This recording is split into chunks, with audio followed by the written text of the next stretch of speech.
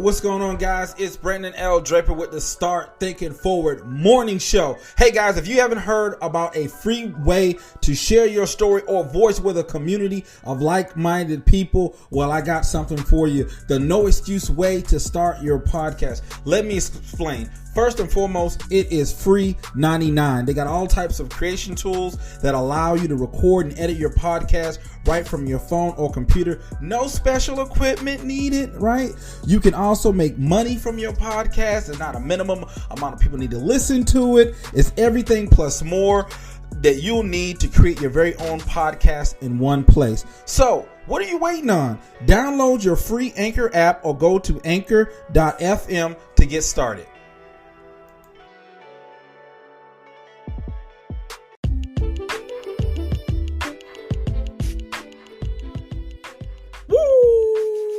What's going on, guys? Welcome to the Start Thinking Forward Morning Show. I am your host, Brandon L. Draper. And first and foremost, I want to thank you for being here. You could be doing or listening to something else. So I want to personally thank you for listening and tuning in to this powerful show about reflection and transformation. Now, today's show is a interesting topic, something that I had a conversation with a friend and this came up and I started thinking about it and I said, wow, that's going to be the morning show, right? And today's topic is the blessing is in the problem. Now, what exactly does that mean? The blessing is in the problem. I think oftentimes, I know with myself, I can at least say this much, is that it always starts with me. It always starts with me. Is all on how I'm looking at it. If I'm looking at the situation badly, most likely it's going to work out badly. If I think it's going to be positive, then most likely it's going to be positive. Those are some of the things. Now, there's been times where I thought things were going to be good and it didn't work out. It happens to us all, right? So I'm not saying every time because you think good about it that somehow it's going to just work. It does not work that way. But perception is a big thing about that. So let me share a story with you, right? And this is just talking about how to think different, having a different perspective. Because when we talk about the blessing is in the problem, some of us don't understand that. Think about it for a second. How can you say that the blessing is in the problem when the problem is what's giving me so much hell? Because I know that's what someone's saying. Because if somebody was to say that to me, that's what I would say. You know, like, what in the world are you talking about? How in the world can a blessing be in the problem? But if you start saying it enough and you start thinking about it, you start reflecting back on your life and you realize some of the things that you went through, some of the hellacious things you went through, there was a blessing on the other side of that. In order for you to get that blessing, you had to go through what you had to go through. Right? Even though it was bad and it sucked when you was going through it, you had to get through it. Once you got through it, there was something greater on the other end of it. You just didn't know that at the time. The only thing you knew is that it was painful, but it's all in how you look at it. So let's share this. I'm going to share the story with you. Right? So in a small Italian town, hundreds of years ago, a small business owner owed a large sum of money to a loan shark. And the loan shark was very old and an unattractive guy, right? So it happened that he fancied the business owner's daughter. And I think you guys kind of know where this is going. He decided to offer the businessman a deal that he couldn't refuse, that would completely wipe out the debt that he had owed him. However, the catch was that he would wipe out the debt if he could marry the business owner's daughter. Needless to say, the proposal was met with a look of disgust. The loan shark said that he would place 2 pebbles in a bag, one white and one black. The daughter would then have to reach into the bag and pick out a pebble. If it was black, the debt would be wiped out, but the loan shark would then marry her. If it was white, the debt would also be wiped, but the daughter wouldn't have to marry the loan shark. Standing on a pebble strewn path the businessman's garden, the loan shark bent over and picked up 2 pebbles. Whilst he was picking them up, the daughter noticed that he'd picked up 2 black pebbles and placed them in the bag. He then asked the daughter to reach in the bag and pick one. Now I'm going to stop there. Now, there are 3 choices that she has, and there's 3 choices if you in the situation you have, right? One is to refuse to pick a pebble from the bag. Just outright refuse. The second thing she could do is take both pebbles out of the bag and expose the loan shark for cheating. Or the third, pick a pebble from the bag, fully well knowing it was black, and sacrifice herself for her father's freedom. Those are the 3 choices. So what happens next is that she drew out a pebble from the bag, and before looking at it, accidentally dropped it into the midst of the other pebbles. She said to the loan shark, "Oh, how clumsy of me. Never mind. If you look into the bag for the one that is left, you will be able to tell which pebble I picked." The pebble left in the bag is obviously black. And seeing as the loan shark didn't want to be exposed, he had to play along as if the pebble the daughter dropped was white and clear her father's debt. Here's the moral of it. It's always possible to overcome a tough situation when you have out-of-the-box thinking and not given to the only options you think you have to pick from. And that's based on your perception. The blessing is in the problem. Sometimes when we go through the difficulties, we're able to come up with something new. Something else is revealed. Sometimes you got to let go of the old in order to get the new. What's been promised to you? What are you willing to go after and get? Now, I never wanted to be one of those people because I don't do it. I'm not one of those individuals that go out and just read. I read a lot and I read extensively, but I just don't read and say, okay, whatever I say is it and nothing no one else. I don't take that dogmatic approach because it's not right. You know, we all feel as if we are being enlightened in certain areas, but that does not say that everything that we say is good as gold, because we're all different. We're all having different experiences in this life that we live. I'm not a philosopher, right? I'm not a psychiatrist. You know, those are not any of the things that's in my credentials. So only thing I'm exchanging with you is an idea, sharing you a story based on my experience. Maybe you can relate to it, but understanding that some of the most difficult things that we will face in our life, that there is a blessing at the end of it.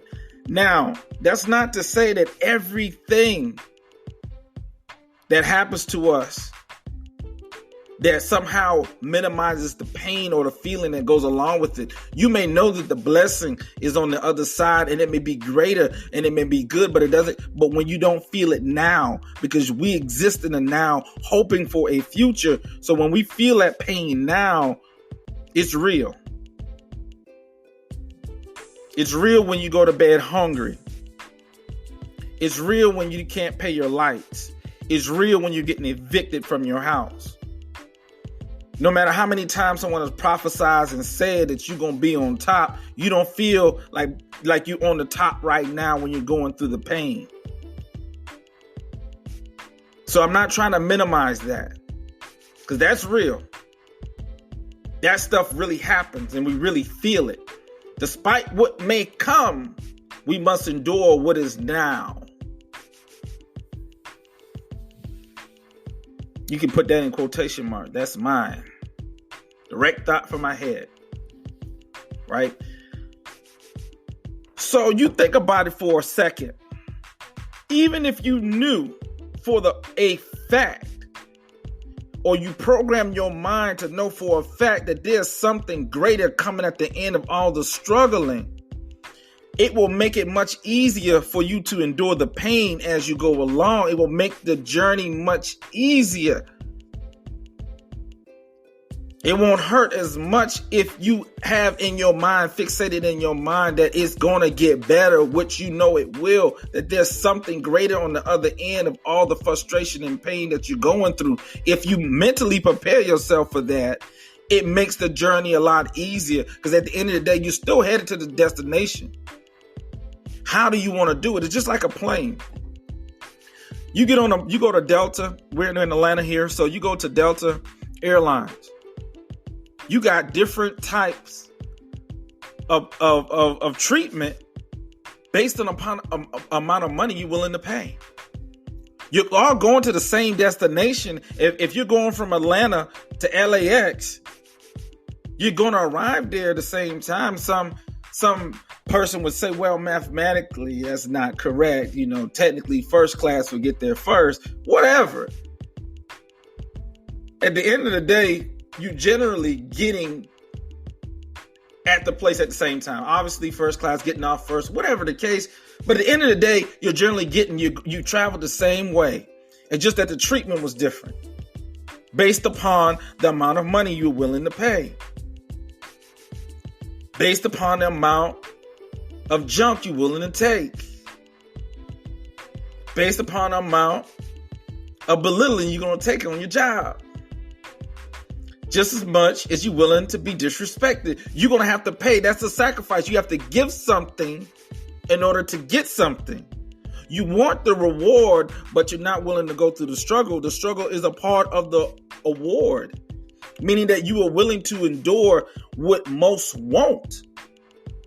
That's where the blessing is at, going through the journey. You can't get to the promised land if you don't make the journey. If you know it's there for you, my friend, and I like to talk about him, look at all this stuff, support him, Grant Cardone. He's always saying this thing, who got your money? Who has your success? Who has that thing that you need, that you want, that you desire, the desires of your heart? Where is that?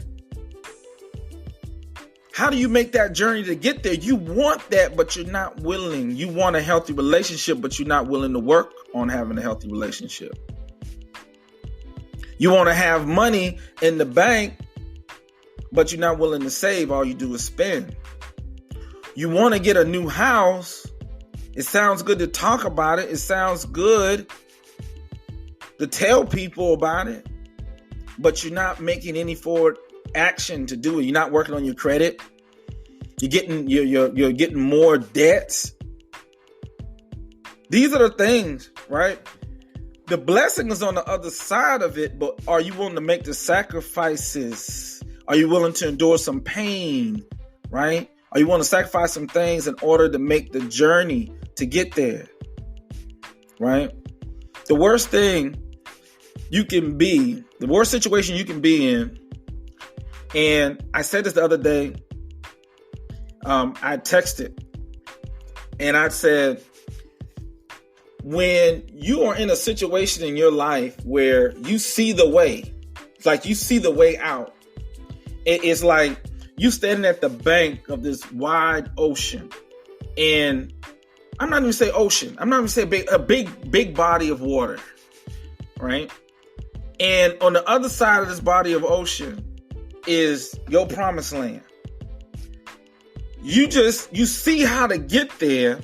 You figure you've been timing the winds and everything, so you know how to get there. But for some reason, you can never build a boat to get there, because you can't just go in the water like that, right? The sharks will get to you, so you got to have a boat. How can you get to the promised land if you don't have a boat? You don't have a vehicle that's going to navigate you there, right? You don't know how to navigate there because you don't want to deal with the problems, because the problems hurt, but you want the blessings. Somebody hear me this morning what I'm talking about. You want the blessings, But you're not willing to deal with the problem right now, right? You want to be happy, but you're not willing to work out that relationship. You ain't willing to do no longer. You ain't willing to do all that, right? You want the good job, but you refuse to go to school. You refuse to get any other additional education you need, right? Right? You know that the doctor said you're going to have a heart attack if you keep eating that way and you keep gaining that weight, but you don't want the problem of exercising and wasting your time and doing all that stuff. You to deal with it when it comes. You don't care nothing about your sugar right now. Let them take a toll, right? So now somebody's listening to this and say, this is egregious. Like, how can he say that? I'm bringing the reality of your mind and how we talk ourselves into this. So we talk ourselves out of problems. We want to dodge problems so much that we miss out on our blessings, right? There's things that's trying to happen for you, but you won't allow it to happen because you're not willing to go through anything. You just want the cake. You don't want to bake it though. You want somebody else to bake the cake. You want somebody else to build your boat. You want somebody else to give you the vehicle you need to get to your promised land. It's not their promised land, it's your promised land, but you want them to give you what you need, right? But the reality is, in this world, nobody cares that much about what you talking about or what you worried about. That's why half of them don't support you in what you do anyway, right? They're not supporting you because they don't see the vision. So why would they build you a boat to carry you to your vision, to your promised land? You got to build a boat. And when you get ready to sail off, that's when you give your last sermon on the mount. That's when you make it clear as day and say, I'm going. Who's with me? Either you're on the boat with me or you're not. You can't do this for this and do this for that and be on this boat, because if you on this boat, the only thing we doing is what's on this boat, because we trying to get to the promised land. If you worrying about this other person's boat over here and what they doing, and you worrying about how they tying their stuff off on this boat, right? Anybody that sailed before know what I'm talking about. If you're not focused, you might get hit on your head. The sail hit you smack in your head, you knocked out because you worrying about other boats except the boat that you're on. Worry about the boat that you're on. Deal with the problems that's concerning your boat so that you can make it to your promised land, right? You got the vision. Now you have made the boat. Key word there is Y-O-U. You. It's going to take you doing it. You have to lead the way. When I was in the military, everything was follow me. Not where do I go? Who do I need to talk to? Follow me. I'll light the way. Let's go. That's what you got to do if you're leading. You're the leader of your vision. Take what you're doing serious and understand that you're going to have to go through some problems. You will go through some problems. You're going to go through some problems, and understand you will. Don't even try to take it off the table. I hate when I see people do that. When I see problems, I get excited. That don't change how I feel about them though. I get angry just like anybody else. I'm angry when something happens, something doesn't work my way, or things not working in the direction that I want. Just last week, I talked about another morning. I had a bad morning, right? Have some devs, some developers that's not seeing things my way, right? For progression of technology and things that I want to do. They're not seeing it my way. They don't see the big picture of it, because if they seen the vision that I had, it would have went from an 1.5-hour conversation to a 8-hour conversation. But he doesn't see the vision that I have. But that's not going to stop me from getting to the promised land. And whatever obstacles coming your way shouldn't stop you from getting to the promised land. You just got to find another way. Maybe you can't use his bamboo. He won't let you use his bamboo to build your boat, because he don't think it's worth him giving the bamboo to you for you to go, because he don't think that there's no treasure over there. So he don't want to invest his bamboo with you. Find somebody else's bamboo. Find you some other bamboo. Somebody gonna back you up. Somebody gonna believe you. Somebody believe Mark Zuckerberg. Right? Somebody believe the Airbnb brothers. The Twitter brothers. Somebody believe them. And one day someone's going to believe you. The thing about it is, the one person goes back to that fundamental word. You. In order for anyone to follow you, in order for anyone to believe you, you got to believe you. You got to believe you. That's the question. Do you believe you? Do you believe you can do it? Do you believe what you're talking about makes sense? Because if you don't believe it, how in the hell can you ever convince someone else to? That's the moment of truth where we have to really look at ourselves and ask those fundamental questions. Am I being true to me? And do I have the heart to continue to make this dream a reality? Do I really believe in me? So you don't waste people's time, because you got to have an unwavering belief in yourself. You have to be your biggest cheerleader. Just one. All it takes is one. And that one is within you. Everything else is subjective. But you're the one relative thing. You're real. You're here. You're the one that makes the decisions.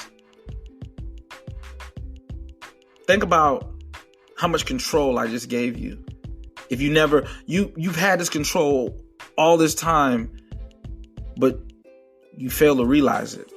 See, I think in life we know a lot of things, but we fail to realize them because life is so flooded with so much noise. We fail to realize capabilities and powers within. Now, I'm not one of these gurus, and I'm not trying to go down that road. Because I know a lot of people think, I'm not trying to go down that road. But we must admit there's certain universal truths in a lot of things that we read, a lot of things that we see, a lot of things that we experience.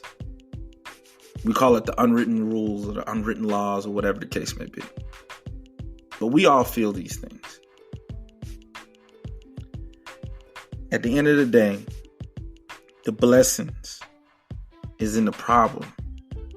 You must really become a very good problem solver. If you become a very good problem solver, you're going to be one blessed individual. Hey guys, you want to follow me? Please follow me at The Real Motivational King. If you want to share your story of inspiration and power, please visit us online at www.pinnaclepointpublishing.com.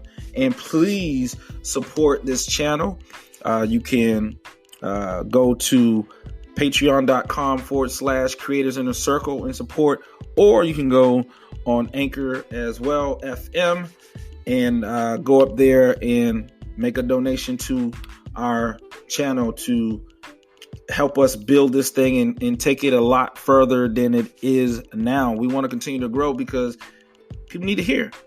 People need to hear someone that's in the trenches, dealing with life, dealing with business, dealing with family, dealing with a multitude of issues. But no matter what, got to continue to not only survive, but thrive. Hey guys, that's my time. Good morning. Thank you for tuning in. I greatly appreciate it. I don't take it lightly that you took the time, almost 24 minutes of your life you dedicated to me. And I greatly appreciate it. Thank you guys. Until tomorrow morning, I'll see you later. Bye.